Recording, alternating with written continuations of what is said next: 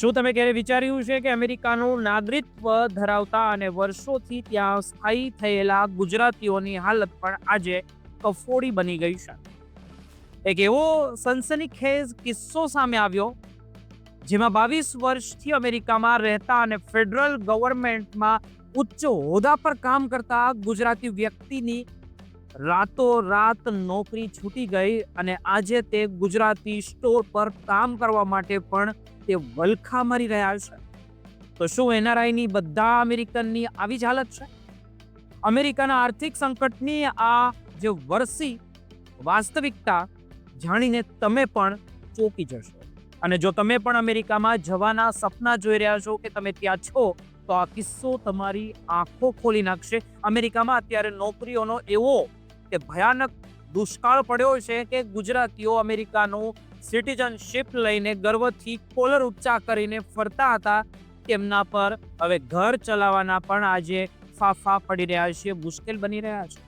જોર્જિયામાં રહેતા 48 વર્ષીય ધવલભાઈની આ જે વાત છે તે તમે સાંભળીને પણ તમને ફળ પડશે, કારણ કે તેઓ 22 વર્ષ પહેલા ફેમિલી સ્પોન્સરશિપ પર અમેરિકા આવ્યા હતા અને ત્યાં જ ઉચ્ચ અભ્યાસ કરીને વર્ષ 2019થી ફેડરલ ગવર્મેન્ટમાં આઈટી એન્જિનિયર તરીકે ફરજ બજાવતા હતા. તેમને વાર્ષિક $89,000 પગાર પણ મળતો હતો અને સરકારી નોકરી હોવાથી પેન્શન અને હેલ્થ કેર જેવી સારી સુવિધાઓ પણ તેમને મળતી હતી અને સુરક્ષિત હતી. પરંતુ સપ્ટેમ્બર 2025ના એક કમનસીબ દિવસે જ્યારે તેઓ ઘરેથી કામ કરી રહ્યા હતા, ત્યારે અચાનક એક ફોન આવ્યો કે તમારી નોકરી સમાપ્ત કરવામાં આવી રહી છે. બીજા દિવસે જ્યારે તેઓ ઓફિસ સામાન જમા કરાવવા ગયા, ત્યારે તેમને ઓફિસની અંદર પણ પ્રવેશ દેવામાં ન આવ્યો. ત્યાંથી લઈને અત્યાર સુધી ધવલભાઈએ 200થી વધુ જગ્યાએ નોકરી માટે અરજી પણ કરી છે, પરંતુ ક્યાંય મેળ પડતો નથી. તેઓ આઈટી એન્જિનિયર હોવા છતાં વેરહાઉસ સુપરવાઇઝર જેવી નાની નોકરીઓ માટે પણ તૈયાર છે, પણ ત્યાં પણ મોટા પાયે છટણી ચાલી રહી છે.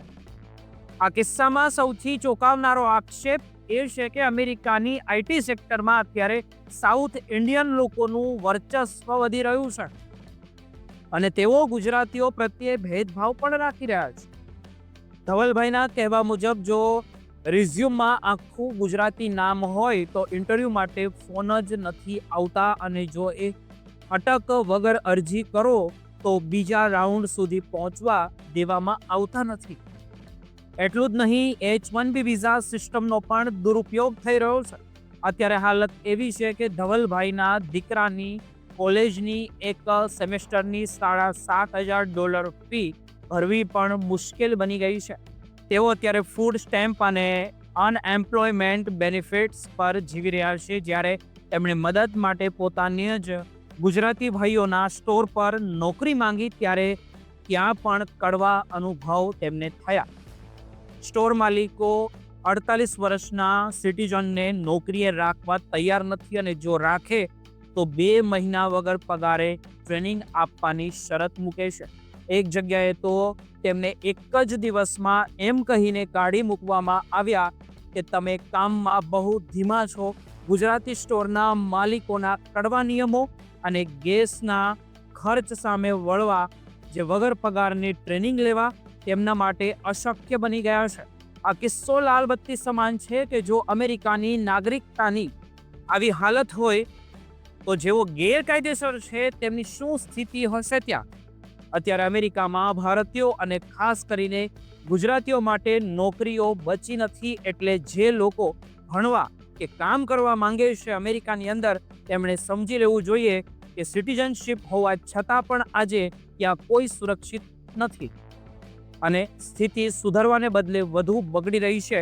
આ સત્યને સ્વીકારીને જ કોઈ પણ નિર્ણય લેવો તે ખૂબ જ હિતાવહ છે.